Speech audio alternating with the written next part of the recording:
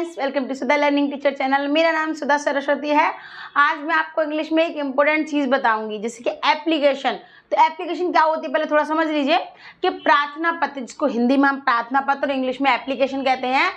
Application वो होती है अगर आप स्कूल में या कहीं जॉब करते हैं तो वहाँ पर आप छुट्टी लेना चाहते हैं, या ऐसा कोई भी मतलब कोई प्रोग्राम है या कुछ उसके अकॉर्डिंग आप छुट्टी लेना चाहते हैं, या आप बीमार हैं उसके अकॉर्डिंग लेना चाहते हैं, या आसपास में सफाई वगैरह उसके, तो ये क्या होते हैं, कुछ लेटर्स और एप्लीकेशंस होती हैं। तो हम आज आपको एक एप्लीकेशन बताएंगे ब्रदर मैरिज की, यानी कि ब्रदर मैरिज यानी कि भाई की शादी के लिए आप एक एप्लीकेशन दे रहे हैं अपने प्रिंसिपल सर को, तो वो आप किस तरीके से लिखेंगे बहुत आसानी से आपको बताऊंगी। अगर आपको वीडियो पसंद आए तो प्लीज़ लाइक शेयर कमेंट करना ना भूलें, मेरे चैनल को सब्सक्राइब जरूर कर लें, और फेसबुक पर देख रहे तो फेसबुक पेज को फॉलो करना ना भूलेगा। तो वीडियो स्टार्ट करेंगे।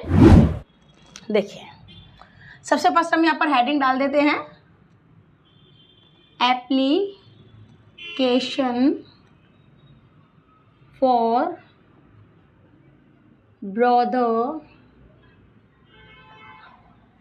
मैरिज, ब्रदर्स मैरिज,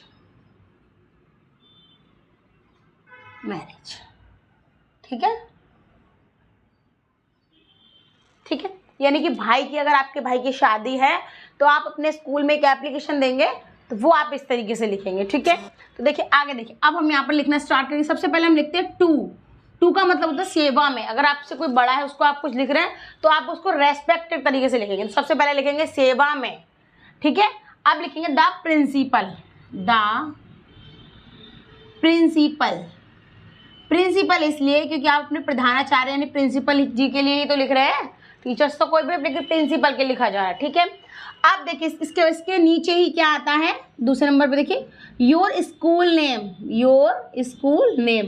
तो आपके जो भी स्कूल का नेम होगा वो आप यहाँ पर इसको मेंशन कर सकते हैं, ठीक है। आपके जो भी स्कूल का नाम हो, जैसे कि श्रीधर, गंगाधर या महादेव या मतलब ज्ञान गंगा, या जो भी आपके स्कूल का नाम, आप उसको यहाँ पर डालेंगे, ठीक है। अब इसके नीचे क्या डालेंगे, स्कूल का एड्रेस डलता है। क्या डलता है, स्कूल का एड्रेस। जो भी आपका स्कूल का एड्रेस होता है वो वहाँ पर छोटा सा डाल दीजिए, ताकि इससे पता चलना चाहिए कि आपका स्कूल किस जगह पर है, ठीक है, क्योंकि हमको मालूम होनी चाहिए।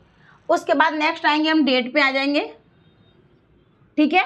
जो भी डेट होगी उस दिन की, जिस दिन आप लिख रहे हैं एप्लीकेशन, उस दिन की जो डेट होगी, जैसे कि हमने मान लो जैसे अभी होते 13 हो गई, 4 हो गई, 24 हो गई, या 25 हो गई, जो भी आपकी डेट जिस दिन करेंगे वो आपके यहाँ पर तीसरे नंबर पर वो आ जाएगी। ये हो गया यहाँ पर। अब हम थोड़ा इसके नीचे आ जाएंगे। अब हम यहाँ पर क्या लिखेंगे, सब्जेक्ट लिखेंगे, क्योंकि ऐसा होता है कि सबसे इंपॉर्टेंट प्रायोरिटी यहाँ पर रहती है सब्जेक्ट पर। वो सबसे पहले देखते हैं कि एप्लीकेशन है, ठीक है, बट किस बेस पर है, यानी किस चीज़ के लिए, तो वो यहाँ पर देखी जाती है सब्जेक्ट की जगह पर, ठीक है। तो मैंने सब लिख दिया शॉर्टकट में। अब देखिए, अब हम सीधा सीधा लिख देंगे यहाँ पर लीव एप्लीकेशन, ठीक है, यानी कि छुट्टी का प्रार्थना पत्र, ठीक है, फॉर ब्रदर मैरिज सेरेमनी, ठीक है। देखिए फॉर ब्रदर्स मैरिज सेरेमनी, ठीक है, सेरेमनी। ये आपका यहाँ पर इसकी हेडिंग खत्म हो जाती है। यहाँ पर देखिए ये आपका सब्जेक्ट है, वो बस इसको पढ़ेंगे, बाकी का समझ जाएंगे कि किस बेस पर आपने एप्लीकेशन लिखी है। ब्रदर मैरिज, अगर सिस्टर की सिस्टर मैरिज या कोई और चीज़ लिखना चाहे आप तो यहाँ पर थोड़ा सा चेंज कर सकते हैं, और उसी के अकॉर्डिंग आपको नीचे भी थोड़ा 2-4 लाइनें चेंज करनी पड़ेंगी, ठीक है। सबसे पहले देखिए हमने यहाँ सब्जेक्ट लिख दिया। अब हम क्या लिखे, हम उनको बुक लिखते हैं ना कि आदरणीय सर, आदरणीय मैम। जो प्रिंसिपल अगर आपके जेंट्स हैं तो आपको क्या कहते हैं, रेस्पेक्टेड सर लिखना है। अगर आपकी लेडीज़ है तो रेस्पेक्टेड मैम लिखेंगे। तो हमें सबसे फर्स्ट नंबर लिखेंगे रेस्पेक्टेड सर। देखिए जो बच्चे इजीली विषय में सीखना चाह रहे हैं ना, तो उनके लिए इजी तरीके से बता रही हूँ, वरना बहुत डिफिकल्ट तरीके से बहुत बड़ी बड़ी होती है, तो मैं आपको बहुत मतलब स्मॉल तरीके से और स्मॉल बताऊंगी, ज़्यादा हैवी या हार्ड नहीं रहेगी, याद भी हो जाए बच्चों को, तो बच्चे वीक हैं। अब देखिए रेस्पेक्टेड सर, अब जैसे आदरणीय सर, तो अब हम क्या लिखेंगे, सेवा में श्रीमान महोदय वगैरह लिखेंगे ना, तो अब देखिए यहाँ से हम लिख देंगे विद ड्यू रेस्पेक्ट, ठीक है। अब देखिए विद ड्यू रेस्पेक्ट यानी आदर के साथ, किसके साथ, आदर के साथ, ठीक है। तो अब देखिए आगे लिखेंगे I would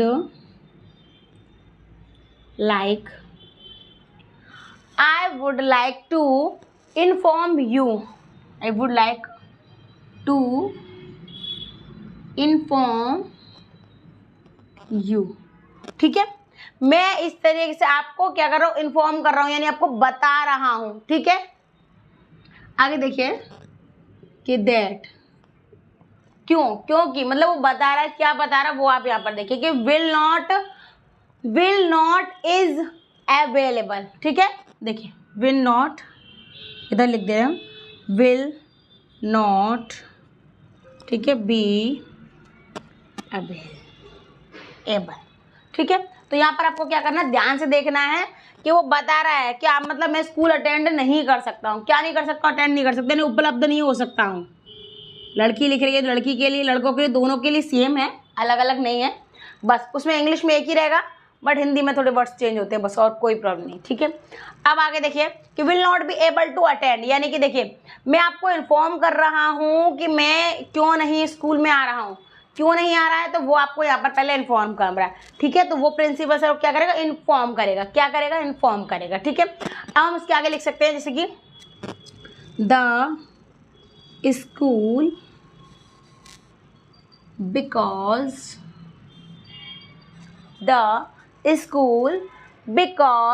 my brother marriage ceremony. देखिए my brother marriage ceremony. देखिए मैंने इस तरीके से लिखवाई है, जिसमें आपको क्या करना है वो आप यहाँ पे ध्यान से देखिए कि इसमें क्या है, हम लोग डायरेक्ट एप्लीकेशन लिख रहे हैं, नीचे नाम वगैरह रहता है वो रखेंगे. लेकिन अगर आप दूसरे तरीके से लिखना चाहें तो कोई प्रॉब्लम नहीं है, आप ये लिखते हो.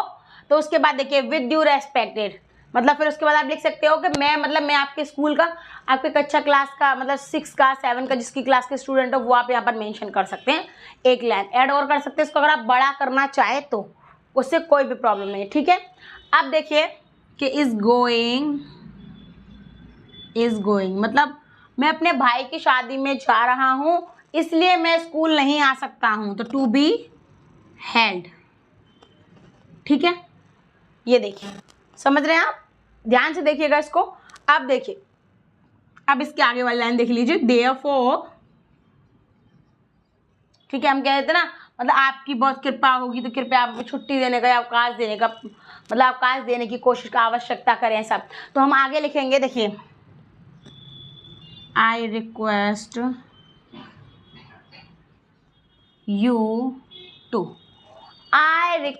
you to kindly grant me leave. ठीक है, देखिए kindly grant me leave. ठीक है, मतलब कृपया करके मैं आपसे रिक्वेस्ट करता हूँ, मैं आपसे रिक्वेस्ट करता हूँ काइंडली ग्रांट मी लीव, यानी कि मुझे छुट्टी. तो देखिए कितना, जैसे कि आप देखिए फॉर, अब देखिए आपके जो भी डेज होते हैं वो आप यहाँ पर इसको लिख सकते हैं. ठीक है, जैसे कि आपका 3 है तो 3, आप 4 लिखना चाहो तो 4 लिख सकते हो. 4 5 डेज जितने दिन की आपको छुट्टी चाहिए वो आप यहाँ पर डाल सकते हो. ठीक है, और बाकी का सारी चीज़ें सेम रहेगी. ठीक है, आगे देखिए कि फ्रॉम. अब देखिए यहाँ पर जो भी आपकी डेट से छुट्टी लेना चाहते हैं वो वाली आपको यहाँ आएगी. ठीक है, टू, और जो आपको जहाँ तक छुट्टी लेनी है वो वाली डेट आपकी यहाँ पर आएगी. ठीक है, क्योंकि हमको दोनों डेटें यहाँ पर डालनी पड़ेंगी. ठीक है, अब हम यहाँ देख लेंगे, यहाँ पर लिख देंगे थैंकिंग यू, क्योंकि हम धन्यवाद कर रहे हैं उनका, भाई वो हमको छुट्टी दे रहे हैं. ठीक है, तो थैंकिंग यू हम यहाँ पर लिख देंगे. अब देखिए इधर जो आएगा, इधर वो आएगा, मैं आपको ऊपर बता दे रही हूँ, ध्यान से देखिए, बट जो भी कुछ है वो यहाँ पर के लिए. ठीक है, तो देखिए यहाँ सबसे फर्स्ट नंबर देखिए, हम यहाँ पर क्या लिखते हैं, योर्स ओबीडियंटली. थोड़ा ऊपर इसका हम यहाँ पर ऊपर लिख देते हैं. ठीक है, यहाँ पर देखिए योर्स ओबीडियंटली. ठीक है, आपका आज्ञाकारी, आपकी आज्ञाकारी, दोनों के लिए यही लगेगा, चाहे लड़का हो चाहे लड़की हो. ठीक है, आगे मेंशन करेंगे अपना नाम, जो भी आपका नाम होगा वो आपको यहाँ पर डालना है. ठीक है, जो भी आपका रमेश, सुरेश, सीता, गीता, जो भी आपका नाम है वो आप यहाँ पर विद सरनेम के साथ में ऐड करेंगे पूरा नाम। क्योंकि ऐसा होता है कभी कभी आपके क्लास में मतलब 2 बच्चे हो जाते हैं एक ही नाम के, तो आपको बस वही करना, नाम के साथ सरनेम जरूर ऐड करना, वो ध्यान रखिएगा, आपको कोई प्रॉब्लम नहीं है। आगे देखिए, नेक्स्ट करेंगे क्लास। जो भी आपकी क्लास होगी वो आपको यहाँ पर डाल देनी है। इसके बगल में सेक्शन भी डालना है, ठीक है। अगर आपके में ए है, बी है, जो भी आपके रूम का बोलता है कि सेक्शन रहते हैं ना सबके, कि ए अलग है, बी है, सी है, डी, तो वो सेक्शन भी आप यहाँ जरूर डालें। क्योंकि कभी कभी ऐसा है कि आपके ए सेक्शन में भी रमेश है और बी में भी रमेश है, तो आपने उसमें सेक्शन नहीं डाला तो उसमें समझ में नहीं आएगा कि किसकी एप्लीकेशन, तो वही आपको यहाँ पर मेंशन ज़रूर करना, भूलना नहीं है। और लास्ट पॉइंट रहता है इसमें रोल नंबर, ठीक है। रोल नंबर से क्या होता है, जो भी आपके टीचर अटेंडेंस देंगे तो वो क्या करेंगे, जो भी आपके टीचर अटेंडेंस देंगे वो आपके रोल नंबर के अकॉर्डिंग आपके अटेंडेंस यहाँ पर लगा सकते हैं। तो देखिए यहाँ पर आपको ये लिखना है, उसके बाद आपको इस तरीके से लिखना है। देखिए इसमें मेन क्या होता है पता है, मेन होता है सब्जेक्ट। सब्जेक्ट हमेशा इस तरीके से और ऐसा डालना कि सब्जेक्ट आदमी पढ़ के ही समझ में आ जाए कि किस बेस पर एप्लीकेशन दी गई है। तो आप एप्लीकेशन इस तरीके से लिख सकते हैं। अगर आपको वीडियो पसंद आए तो प्लीज़ लाइक, शेयर, कमेंट करना ना भूलें। मेरे चैनल को सब्सक्राइब जरूर कर लें। अगर आप फेसबुक पर देख रहे हैं तो फेसबुक पेज को फॉलो करना ना भूलिएगा। धन्यवाद।